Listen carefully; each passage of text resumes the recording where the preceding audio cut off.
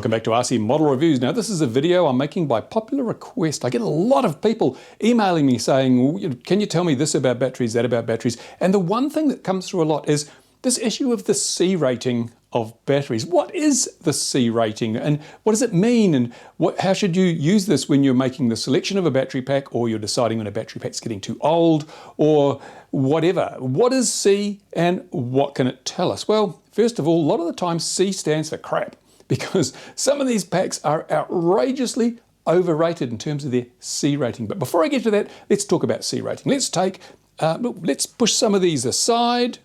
Let's push them all aside except this green one, because everyone loves green. Everyone loves green. Doesn't show the mucus. Here we go. Here is a battery. Let me just pull in a bit so you can see it a bit more closely and we can perhaps read the label. Hopefully it won't go all blurry on us. But this is a Tenergy pack. Could be any manufacturer's pack, but it just happens to be, well, Multi-Star, which is a Hobby King brand. Just happens to be one I had laying around. And it's easy to work the math out on this one, so that's one of the reasons I chose it. It says 5.2. What's that? That's the number of ampere hours. What that means is that this battery is capable of delivering, in theory, 5.2 amps for an entire hour before it went flat. And it says down here, it's also 5,200 milliampere hours. As we know, there are 1,000 milliamps in an amp. So if we take 5.2, multiply it by 1,000, we get 5,200 or 5,200, which is the milliampere hour rating. Because these batteries, I don't know, some of them say amp hours, some of them say milliampere hours. What do? The manufacturers just seem to swap backwards and forwards at whim. Anyway, this is a Multi-Star battery. This is a low C battery. It's got it written on here somewhere. Where does it say what the C rating is? High capacity multi-rated battery. Oh, here we go. Down here in tiny, tiny writing, it says 10C discharge. What does that mean? What does 10C mean? Well, it means you can discharge safely. You can safely, in theory, safely discharge this battery at 10 times that number.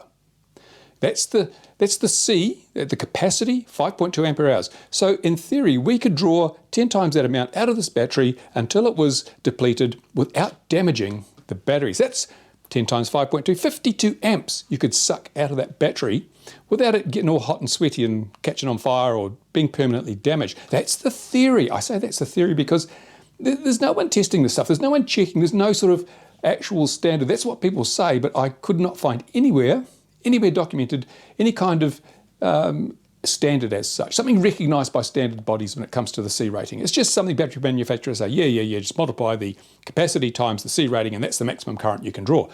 And in reality, that's very rarely true. Certainly, it's almost never true for packs that have got a few hours or a few charge cycles on them, because the C rating is determined by a number of factors. The construction of the battery, the thickness of the wires, the connector that goes on there, and the age of the battery, because there's a thing in there called internal resistance. As batteries get older, the internal resistance goes up. Inside every battery, there's a imaginary little resistor, which is the combination of all the resistance of the plates and the electrolytes and all the stuff inside. And as batteries get older, that resistance goes up.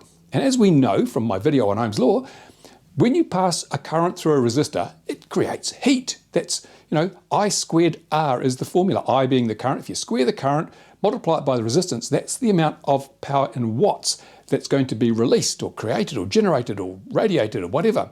So if there's a little resistor in here, imaginary resistor, as that resistor becomes a larger value, the amount of the battery's energy that goes into heating the battery instead of flying your model increases, and it reaches a point where at some stage the battery gets so old and tired that when you try and use the full power of the battery, it gets hot and the voltage drops and it doesn't work very well anymore. In that case, the battery C rating has dropped so low that it's no longer really useful, and in fact it becomes dangerous. It becomes dangerous because one of the things people like to do when they finish flying a model is feel the pack. How hot is the pack? Sometimes packs get pretty damn hot. If they get too hot, then what happens is that these are LiPo, lithium polymer. That's the key word, polymer, plastic. Inside here, there is a long sheet of plastic, which has an anode on one side and a cathode on the other side. And what happens is that if it gets too hot, that plastic melts and the positive touches the negative, and then all of a sudden all of the battery's energy is going into heating it up, and it catches on fire and flames come out and your house burns down, your model disappears in a puff of smoke, and bad things generally happen. So when packs start getting old, one of the signs of that happening is, let me show you this. And cringe and horror, look at this. This is what you call a puffy lipo. You can see that's kind of got a bit of a big bulge in it. What that means is that a lot, in this case, a lot of the electrolyte inside, the chemicals inside have turned into gas. They've turned into gas, and it's pressurized, it's blown it up like a balloon, and that means that the internal resistance will have increased significantly. So this is dead flat. I would not leave any charge in this pack, but that means that if you were to try and use this pack, not only would it not hold much current or hold much capacity, but when you applied a load to it, it also get damn hot and possibly catch on fire. That's why you throw out puff packs. Don't keep them. It's not worth, it's a false economy. You may think, oh, I'm saving myself buying a new pack, but you actually are risking having to buy a new car, a new house, new model, whatever, when they burst into flames. So don't do it. Don't do it at all. If they start puffing, biff them out. Lipos are much cheaper than any of those other things I just mentioned. Now let's take a look at what I would say is a really optimistic C rating. China Hobbyline Mini Star battery, 120C, 120C. In the case of that battery, that means that we're looking at 156 amps out of this tiny, remember, 52 amps maximum out of this battery, 156 amps out of this tiny battery. How can they do that? How can we have such a huge difference? It's a much smaller battery, but we can draw 3 times the current out of this one. How does that work? Well, yeah, obviously this is made to a high spec. The whole thing is designed to deliver more current, but I would say right from the get-go, that figure is false, okay? I mean, I'm not saying this is a bad battery. In fact, these batteries are amazing value for money. I've been using these in my mini quads, and I've got some for EDFs here. I'll disclose, they sent them to me for review, and I have been so happy with them, so impressed with not necessarily the outright performance, although that's good, but the value, because these are really, really well priced. Certainly in New Zealand, where it's hard enough to get any lipos, these are really well priced. And so the value they represent is fantastic. No, they're not a 120C battery. I'll tell you right from the get-go, they are not a 120C battery. If you sucked 156 amps out of that thing for the entire capacity of the battery, and you did it more than once or twice, the battery would be damaged. I'll tell you now. In fact, I may do that as a test. I'm reviewing these at the moment. I will do that as a test, and we'll see what the real C rating is. I've got several batteries. I'll just try different amounts of current, and we'll see what the real C rating is. As I say, all manufacturers tend to fudge this number. They do. I was talking to a major battery distributor, lipo distributor, and they said off the record, and I won't say who it is, obviously, they said off the record, we established the C rating of our batteries by looking at our competitors and adding a 5 or a 10. That's it, because everybody acknowledges that the C ratings are pretty mythical. So what does it hurt if you make your battery look better by adding an extra 5 or 10 to the C rating? Oh, and that was a major, you've probably got batteries from this manufacturer sitting in your hobby room now, and that's what they said. But it doesn't matter. The batteries still do the job.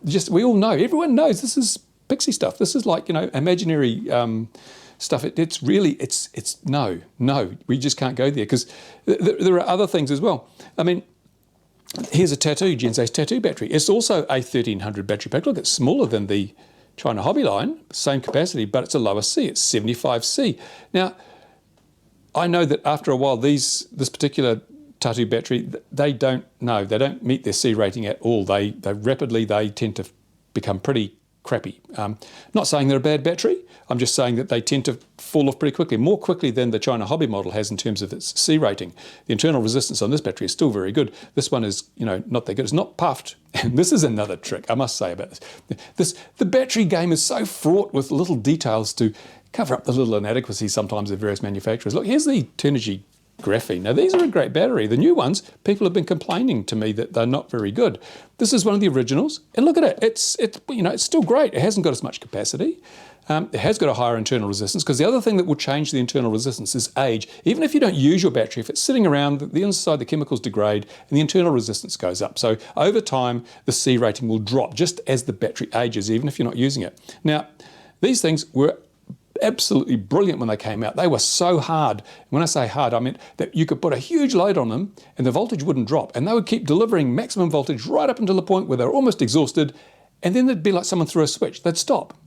I had the low voltage alarm set on my mini quads, and normally with a battery such as these ones, the good old Nanotech from Hobby King, I set my battery voltage so that once the telemetry warned me the battery was flat, I had about 35 to 45 seconds of flight time, good flight time left to get back to the pits.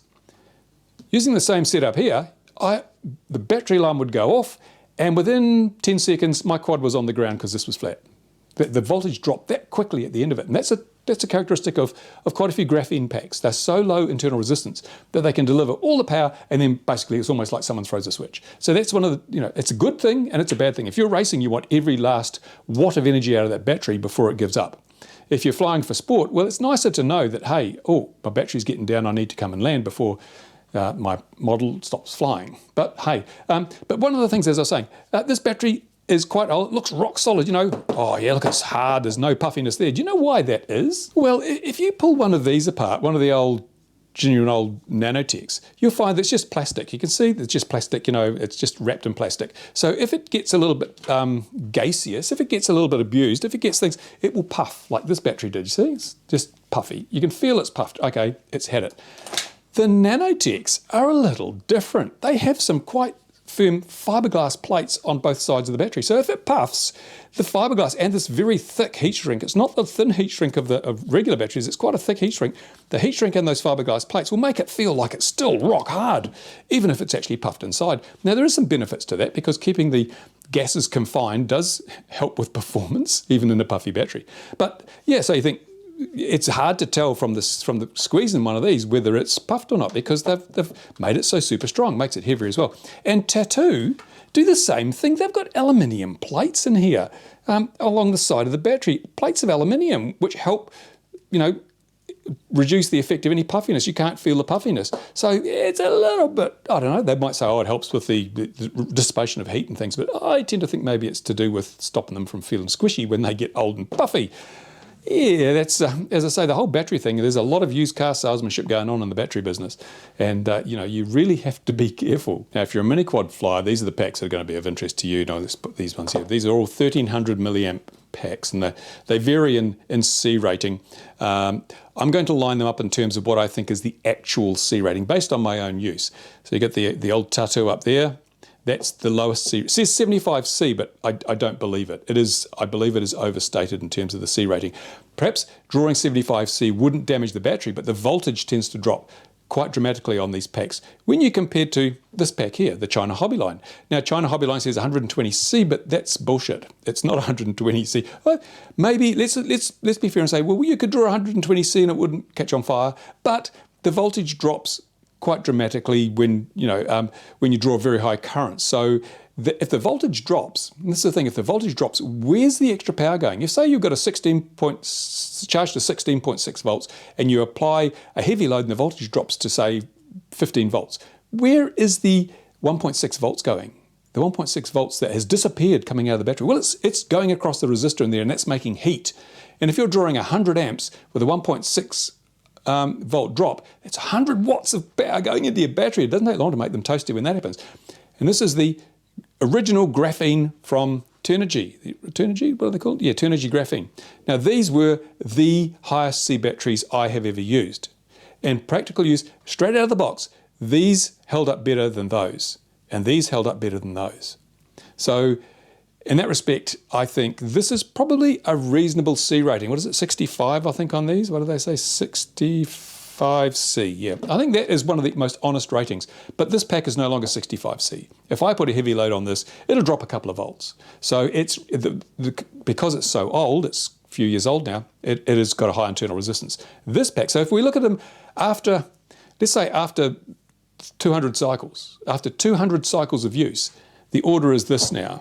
This is still the weakest, this is stronger, but this is the strongest. This is held up so much better than the graphenes over time. So it's a case of pay your money, take your choices. And as I say, these are good value. These were good value, but I would be questioning now, if you've bought some of these recently, how have you found them now? Have they changed the formula? One of the things that annoys me about a lot of products is that manufacturers create a really good product. It goes out there, people give it great reviews, people buy them, they're happy with them, and then a year or two later, people start saying, well, these aren't very good. And what's happened? Well, the manufacturer has relied on its reputation, and they've cut back perhaps on some of the cost inputs. They've used cheaper wire, cheaper materials, whatever, less of something that's important, and you end up with a product that doesn't perform like it used to, and it's just living off its reputation. And then people suddenly realise, hey, these are not as good as they were.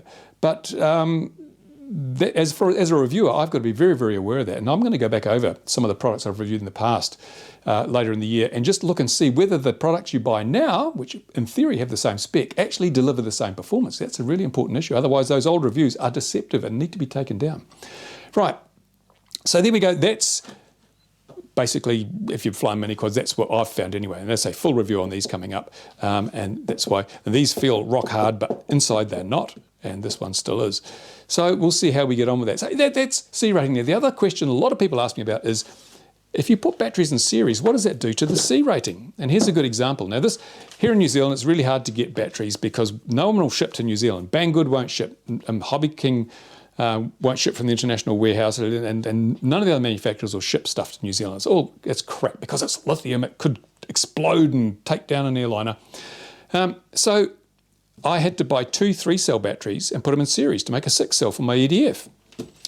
And so that's what I've done. These are zippy 45C 4500 packs. And because they're 45C and they're 4500 milliamps, in theory I can draw 202 amps out of these batteries. 202 amps, woohoo! And because they're in series, the current flows through each of them. So if I was drawing 100 amps, there'd be 100 amps flowing through there and then coming out through this loop and going into there and through there. So that means that if you put batteries in series, then the C rating remains unchanged. The voltage will double. You get twice the voltage when you put batteries in series. So this goes from 12.6 volts to 20-something 0.2. I forget what it is, 20, well, no, I can't remember. Anyway, work it out for yourselves. You get twice the voltage if you put them in series, but you still get the same current capacity. There's still only a 4,500 milliampere hour pack, right? Because we've just put them in series. Now, if I'd put these in parallel, we'd end up with a 9,000 milliampere hour pack, a 9 ampere hour pack. And if we multiplied that by the C, 45C, we'd end up with a current capacity of 404 amps, but only at 12 volts. Now this is in series, so it's still 45C times 4500, and so it's still only a 200 amp pack. So when you parallel, you double the amps. When you series, you double the volts. It's as simple as that. So yeah, if you put them in series, still same C times this capacity of each, you know, the C, each cell retains its C rating, and you don't add the C ratings together. It's just the C rating. If you put them in parallel, then you can double the C rating because you've got 2 cells contributing. They're taking half the current each. In this case, each cell is taking the full current. If you put them in parallel, then each cell will deliver half the current. So you're doubling your current capabilities. I hope that's clear. I don't know. It's probably confused the snot out of you. But yeah, so that's something to watch when you're doing parallel or seriesing of battery packs. And that's really, you know, what I wanted to cover. I hope I've covered everything. And again, one thing to note, this has got an XT90 on it. It's still not enough in theory because these are rated to 90 amps. This could deliver 202 amps. The reality is that I don't think that this could deliver 202 amps for very long without melting, to be honest, because the C rating, again, it's overstated. And the final thing I want to cover is, we've been talking about discharge C rating. That's how much power you can pull out of these batteries, right? But you've got to charge them. So there's also the charging C rating, and that's not often, if you look on these batteries here, they won't tell you a charge C rating. It probably says just charge at 1C or something. There's no indication as to what, and the convention is charge at 1C. There's nothing on these batteries, right? So how much current do you use when you charge them? Well, there used to be, I don't know if they still do, but Tenergy on the Nanotech packs used to put a charge rating on the back, and this is maximum 10C. Whoa, what are you saying? Get out of here. No, absolutely not. I would never charge a Lipo at 10C. Absolutely not. That's ridiculous, because when you put 10C, let's see, this is a 850, I think. So if you put 8.5 amps into there, 8.5 amps, and let's say it's a 16 volt pack, 8.5 amps, multiply those two numbers together. So that's a lot of energy, a lot of watts going into the pack. And not all of that watts can be converted into the chemical reaction that charges the battery, and some of it will come out as heat. You run a huge risk by charging it more than 1C with a pack, that the amount of energy going in will be too much for the chemical reactions taking place, and the battery will then start turning that energy into heat, and it will get hot, it will puff, it will catch on fire. That's how most Lipo fires happen, is people overcharge them, either for too long because the charge is faulty, or at too high a current. So virtually all of these standard packs, if you're looking at a standard pack, 1C, Certainly less than 1C if you can, because this is such a low C pack. 1C, don't think they have anything on the back of that one. So yeah, 1C is about the maximum you want to continuously or repeatedly charge your battery at. If you're in a hurry, if you're in a real hurry, you could probably whack up to 5C into something like one of these graphenes with the super low internal resistance, or one of these. 5C if you were really in a hurry, but I wouldn't do it unless I really had to. And I would charge these at 1C whenever possible, whenever I could get away with it. 1C is the maximum I'd use otherwise. Because you got to look after your batteries. I mean, they're an expensive investment these days. If you fly mini quads, you might have 10, 12 packs in your backpack. For a start, you don't want that turning into a mobile bomb that blows your bum off. You want to make sure those batteries are going to last as long as possible. So if you treat them properly, they'll last much longer than if you just abuse them. And that means choosing the right C, not relying on the manufacturer's numbers. The good way to judge C, actually, if you want to judge C, this is a little tip. When you get a pack, fly the arse off it, give it a real hammering. When it comes down, feel how warm it is. It shouldn't be too hot that you can't touch it. It can be warm, but it shouldn't be hot. If a pack comes down hot, not enough C rating. Because what that means is that the internal resistance of the pack, the current's been so much that it's been turning too much of the energy of the battery into heat rather than going out the spout. So, and keep an eye on it. When you have a battery pack, it might come down just warm to start with. After 100 charges, you might find it's starting to get a bit hot. It's getting a bit hot when it comes down. Well, that means the internal resistance has gone up, the C rating has dropped as a result, and now you're getting into dangerous territory. One day you may find that it doesn't come down hot at all, it comes down in flames. So yeah, just keep an eye on it. And if you get packs that start to get too hot in your racing mini quad or in your hotliner, put them in something a little more sedate, where there's less current draw, and they'll last a lot longer. Because as soon as packs start getting warm, or when I say warm, start getting hot after a flight, then they are going to degrade very, very quickly. Heat speeds up chemical reactions very, very fast. So the reactions that deplete the chemicals in your batteries and make your batteries useless, if they're getting hot, that degrading is going to happen so much more quickly. So you want to keep your batteries as cool as practical, which means when they start getting warm, stick them in something that doesn't draw so much current. Well, there you go. I've bored the pants off all of you, haven't I? But I hope I've taught you something. And I hope you've had a little more understanding of the fact that this is like batteries. Treat it like going to buy a used car. Look at the labels, but realise that the number on there is probably not the number that is accurate. You go and see a used car on the lot for $5,000, you know you can buy that for $3,500. If you pay the sticker price, you're stupid. And if you believe the sticker on the battery, sometimes it may be right.